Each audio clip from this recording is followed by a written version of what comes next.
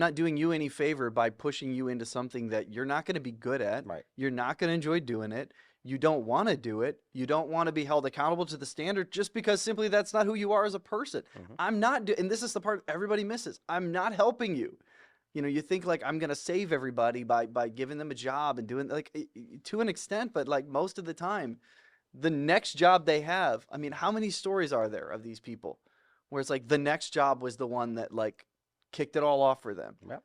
And we feel like, well, if I have to let them go, blah, blah, blah. You're right. It's your responsibility. You should do everything you can to keep them. But at the end of the day, if the process doesn't fit, the process doesn't fit. Yep. So I'm a big fan of Doge. Big fan of Doge. Big But fan of I Doge. think, you know, don't just take it straight across and say, I'm going to go hire Elon to rip my business apart. Sure. So what are the implications of a company having a third party come in and basically audit them? Well, for me, I mean, I think when we truly have a wasted process, a wasted financials in a company, it's good to have somebody come in and audit that, right? But if you're, and this happens way too often, where somebody wants to hire us to come in just because they're not they're not good enough leader to let somebody go, right? They made the wrong hire. They don't know how to get rid of this person, so they'll hire us. Gary will get rid of him. Yeah, hire Gary. Get rid of him. The other thing too is I think a lot of time when it's not the good time to bring somebody like us in is if you as a leader haven't gotten your house in order. If you're not willing to accept the change, if you're not willing to do what you have to do to grow. I mean, I've actually gone into offices in the last couple of years now when everybody in the company is craving what we're offering, and the leader's like, I don't know if we're going to do that. Yep. They're not ready for it. They're like, I don't want that level of accountability. I don't want to do that yet. I don't want to turn this into like a true business, and the employees are craving it. I've literally had people hire us before because their employee found us and is like, please hire them. Yeah. Please make my job more efficient. He's like, I had the guy literally tell me, I don't even care if it doesn't work out for me here. But like this company needs to be redone. Yeah. Like it needs to be restructured. And so like if the leader themselves isn't willing or ready to be held accountable, this would have never worked under the last administration. Like it would have, because the leadership didn't want it. Yeah. Can you imagine Elon Musk walking into the last administration going like, we're cutting that and we're cutting that and we're cutting that? You know what would have happened? They would have laughed him out of the room, just like they're trying to do right now. No more ice cream. Yeah. But I mean, that's what happens when the leadership aren't bought into being held accountable and being transparent. They don't want to have that happen either. Yeah, So- we obviously see all the upside benefits of it because we work with the companies that aren't doing it, and like we're kind of the first step into doing third party. I mean, if you had to look at a downside per se, the one I see is if they get multiple third parties involved. This happens. I mean, I was with the guy years ago, and it was like, yeah, I've hired these 4 programs. Like, it doesn't work. Again, you look at Rise, and it's like one thing is built on top of another, is built on top of another, is built on top of another. What doesn't work is if you had, and this happened, is they have Elon in there, and it was going to be Vivek.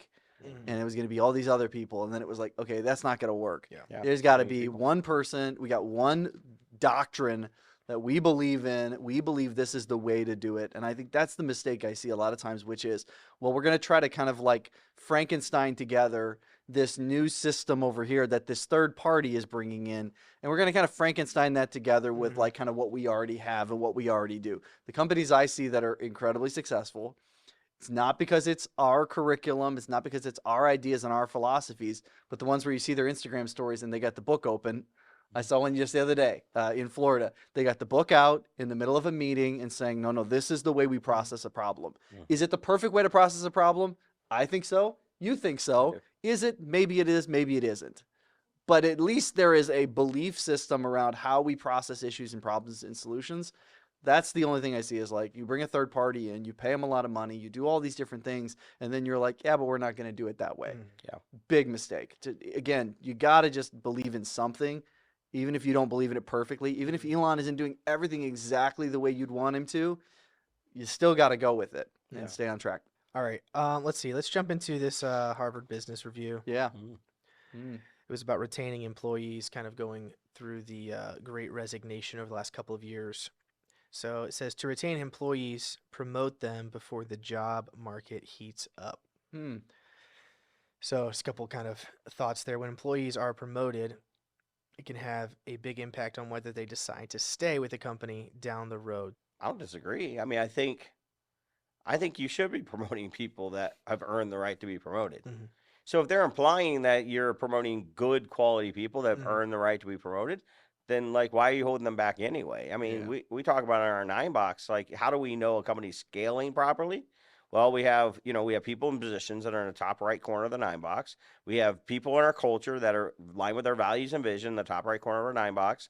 And then we have them setting in process that's in the top right corner of the 9 box, and they're in a product that's in the top right corner. So a fast scaling company, we can see it really quick and rise, like where a company's slowing their scale. Mhm. It's what's falling in the lower left corner of that 9 box, Mhm. right? If you have people in positions that are in the lower left corner of the 9 box, I'm not promoting them. Yeah. Mhm. Like the Harvard Business Review suggests, just to keep Just to them keep 'em around. around, That's yeah. not happening. Like they're slowing my growth. Now, and I think this is where the business world has to be a very fine line has to be has to happen between like a Fortune 100 or even bigger Yeah. company Yeah. and an entrepreneur. Mm. Like Yep. an entrepreneur cannot afford to hire someone and bring them into their team and that they're a workhorse. Mhm. They can't. The Fortune 500 companies can be filled 60-70% of their staff can be filled with workhorses and it works. Mhm. But like an entrepreneur can't afford that. And you Yeah. can't, an entrepreneur honestly shouldn't read that article and like, I better keep all my people. No, no, no, no, no, no. Like if they're not bringing value and they're setting in a process that brings value and it's essential, Doge, you gotta get rid of it. Yeah. If you have somebody who's not the right person for your organization or aligned with your values and vision, then you don't just promote them, it kills the culture. Mhm. And then last is you don't promote people in a position that they are a workhorse or an idle genius or Mhm. somebody that is like has high potential, but they're not performing. Mhm. Or they have high performance, but their potential is limited. So Yeah. like I only want to promote those people and keep them around. Honestly, I think that is a big opportunity. Like, it's one way to like kind of clean up the staff and get new opportunity. Yeah, it's the other side of it's just kind of like if you're using this promotion as like incentive to keep somebody around. Number one, I think that's a wrong way of looking at it from Harvard Business Review. I get what they're doing. I mean, in a corporate environment, that's how you keep people around is Mhm. we've got all these layers of management and we just kind of give you a title versus having it overpay you. Again, I think it goes back to the Charlie Munger quote, which is, get the incentives right. A lot of times people don't want the title. Mhm. They want a few extra bucks, and if they've earned the right and they've earned it and it's ROI positive to pay them the extra money, pay them the extra money. Mhm. This idea of just putting them in roles of responsibility, we see this all the time. Your best salesperson is not always the best sales manager, very rarely, Mhm. right? The best person who does operational type of work can be the worst COO. So the idea that they just get to work up the ladder because they've got tenure or something, Mhm. I mean, we're seeing how that plays out in the education system. It's trash Trash. because you're taking people who have not upskilled, who have not gotten better, who have not earned the right to do anything, and Mhm. saying, "Well, congratulations, you've been here 10 years, so we're gonna move you up." And it's just it just breeds this really weird environment where it's not a meritocracy. You don't get a promotion because you got any better. You get promotion because you're due. Mhm. That's just a sad way to run a business. I see why they're talking about. And like in a Fortune 500 environment, you come out of college, you get the job, you get the promotion, you get the next promotion, you get the next promotion. But as the world keeps shifting to more of an entrepreneurial world Mhm.